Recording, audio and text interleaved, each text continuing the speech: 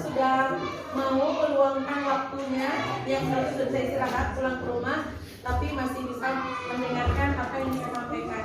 Yang pertama, kalau dalam bahasa TikTok mungkin disclaimer dulu ya Bapak Ibu. Saya bukan bermaksud menggurui, menceramahi, apalagi memberikan contoh, tapi hanya men-share, menginformasikan kembali apa yang saya dapat selama mengikuti program pelatihan guru penggerak.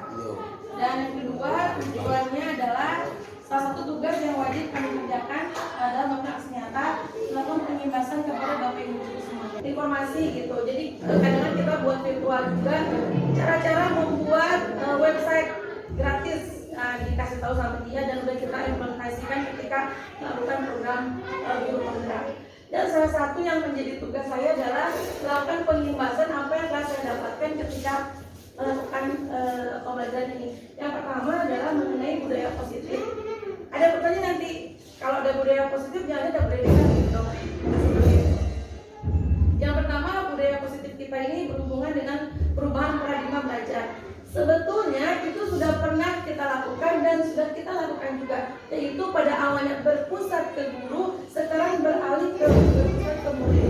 Bahwa ada yang namanya keberpihakan ke murid. Oh, murid kita yang ini kayaknya audio, murid yang ini adalah visual, atau bisa juga keduanya audio visual.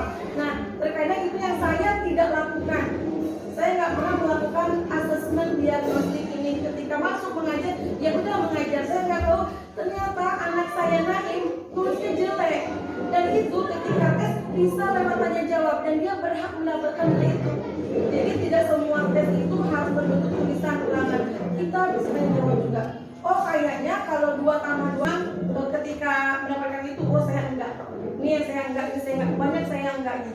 Dan setelah mendapatkan ini tidak sempurna, memang tidak instan, tapi mulai dicobakan sedikit demi sedikit. Itu yang pertama, yang budaya positif.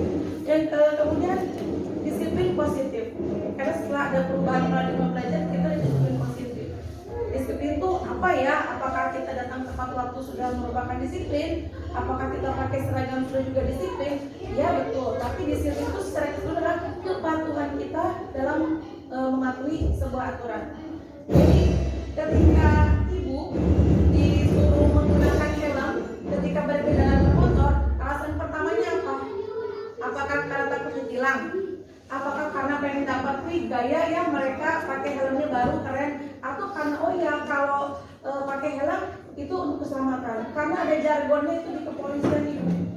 Jatuh dari motor tidak seindah jatuh cinta. Kalau dari motor nggak pakai helm sakit ya, benjol ya. Nah jadi itu disiplin positif itu adalah meyakinkan kita bahwa yang kita lakukan itu untuk diri kita sendiri. Kenapa sih saya harus mengerjakan PR? Takut dihukum guru atau biar dapat pujian, biar dapat bintang. Dan saya juga tidak melakukannya. Ketika saya memberikan cap, tingkat Khalid belum pernah amat, setiap yang 100 saya kasih cap bintang dikumpulkan nih, udah 10 bintang dapat 1 momogi. Ternyata anak terhukum dengan pujian itu. Jadi mereka berlomba-lomba mendapat 100, memang 100, tapi hanya karena ini mendapatkan si momogi yang 500 rupiah itu. Bukan karena oh ini tanggung jawab saya. Jadi diharapkan buat setiap anak saya kasih kertas menuliskan dia pengen suasana kelasnya seperti apa.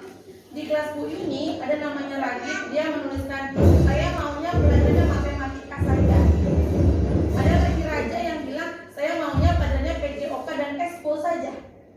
Ada lagi saya itu semua anak mencurahkan apa yang apa pikiran mereka. Dituliskan di papan tulis, kemudian kita rangkumkan. Jadilah 5 keyakinan kelas dikasih 4 kali. Begitu juga dikasih 4 aman. Kita buat keyakinan kelas, tapi yang agak selalu sedikit sih ya. Kata buat aman bentuknya yang pertama adalah sholatnya tertib, karena mereka merasa sholat mereka nggak itu saja. Kalau nggak kitanya yang mencari supaya cara yang menarik, ya akan seperti itu terus. Apa sih yang saya punya, yang saya miliki apa? Oh ya, saya tuh hobinya cerita, sukanya dongeng. Jadi kalau saya menyampaikan materi suka agak-agak saya mendongeng. Dan saya dapat surat dari kelas 6 merefleksikan diri bahwa dia katanya ya Bu ya, ini mah testimoni ya.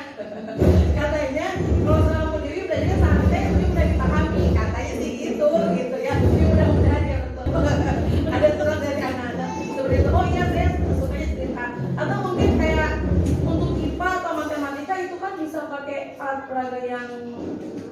maksimal ya. Jadi anak-anak memang dilibatkan supaya mereka terhargai. Nggak buat PR, kamu kerjakan 100 halaman. Nanti ya, jangan cuma dia. Kemudian ada yang sebagai teman, dikerjain lah, masa kayak gitu nggak mau. Bantuin lah ibu ya, kerjain ya biar dapat nilai ya. Ada yang seperti itu. Yang ketiga, ada kita sebagai pemantau. Nih kamu ya yang berbeda PR nih, yang ini sebagai pemantau. Yang keempat, ada sebagai rasa bersalah.